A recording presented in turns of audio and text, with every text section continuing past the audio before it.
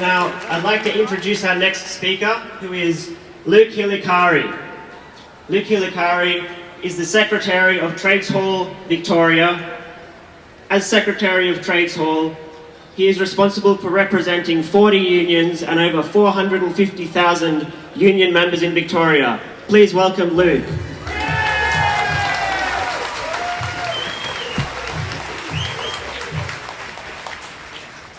Well, brothers and sisters, can we begin by acknowledging the traditional owners of the land, the Wurundjeri people, pay our deep respects to their elders, past, present and emerging.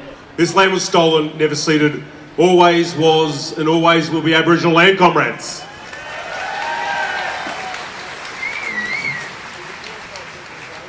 Now, thank you for all having me here today. Right, I do lead the Victorian union movement, but I don't do this alone. And on the hill over there, we have about 40 different unions with their flags. Wave them high, comrades, who are joining this rally.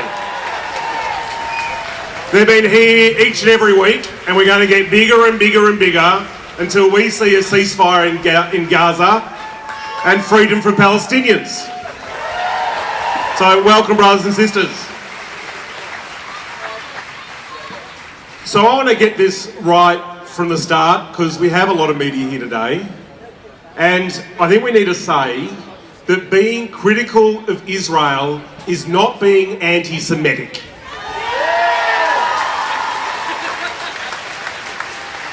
Just like you and I being critical of the Australian government is not un-Australian.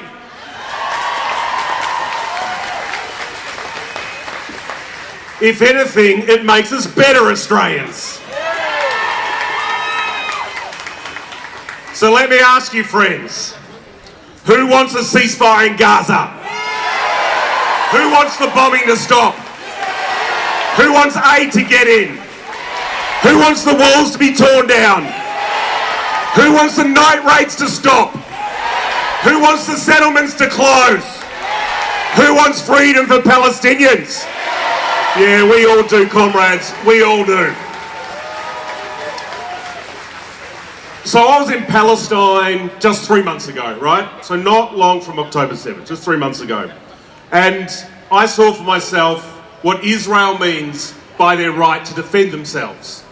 By the right to defend themselves, they mean the subjugation of the Palestinian people. And you're right, it is shameful. It is shameful. Seeing them take control of borders, resources, of seizing land.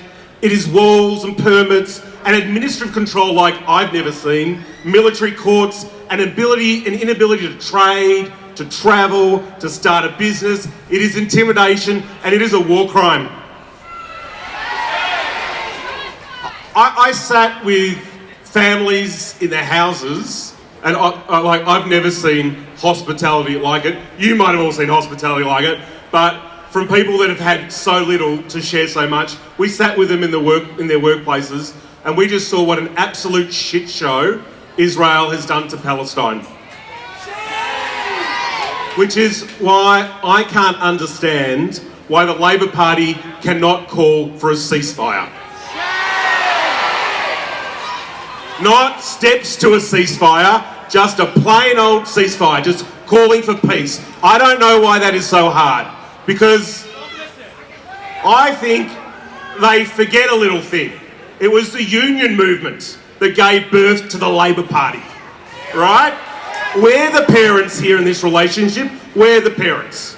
And we gave birth to this party because we wanted working people to have a say over lives in this country. And I think it's time for the Labor Party to look towards the men and women of the union movement who formed this party, who are calling for peace right now, and start to take leadership from us. Take leadership from us.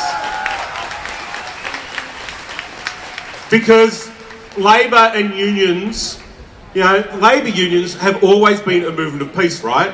Like, we fought 2 conscriptions against World War I. We did the marches about Vietnam and standing up there.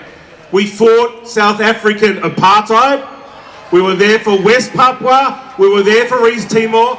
And we are going to show up for Palestine. It is in our DNA.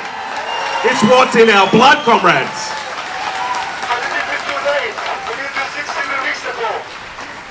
Because I don't know how many children they need to see murdered for them to call for peace. You'd think one would be enough. We're at 7,000 children. That is a horrific number, a shameful number. You know, I think the politicians think that we're morons, right? They think we're a bit stupid, that we can't hold more than one idea in our head at any time. You know, we can condemn Hamas for their terrorism. At the same time, we can condemn Israel for their indiscriminate bombings. One war crime has never justified another war crime. The right to defend yourself is not a right to commit genocide. And funnily, I've never heard a global leader say Palestinians have a right to defend themselves. Have you ever heard that? And because the truth is, against one of the world's most advanced armies, that is almost impossible. It is an impossible thing to do. So when I was sitting with Palestinian families, they told me, I think, one of the strongest yet most saddest lines that you've all heard, that existence itself is resistance. What a strong and sad line to have to put out, that just being there themselves is their resistance, because it's impossible to fight an army like that. Well, we have seen umpteen global leaders from October 7 stand up and condemn Hamas. But where have they been every day since, and for the decades beforehand? Where were they then?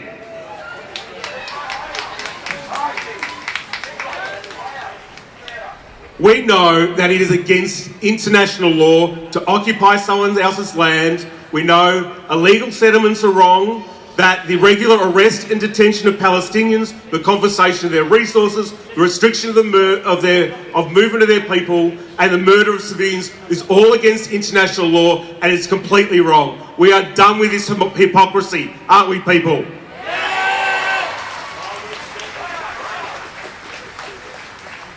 If you say human rights are universal, and we all believe that, don't we?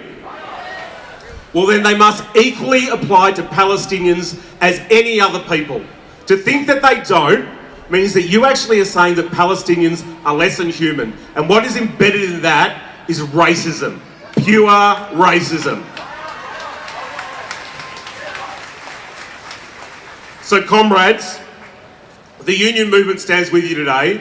We see what's going on, we know it's wrong, and we want change, and we're demanding peace. Comrades, we want a free, free Palestine. Free, free Palestine! Free, free Palestine! Free, free Palestine! Solidarity, comrades, thank you for having me today. Mr. Gregg, question! Tomorrow the world asks for day of strike. Can you support us, please?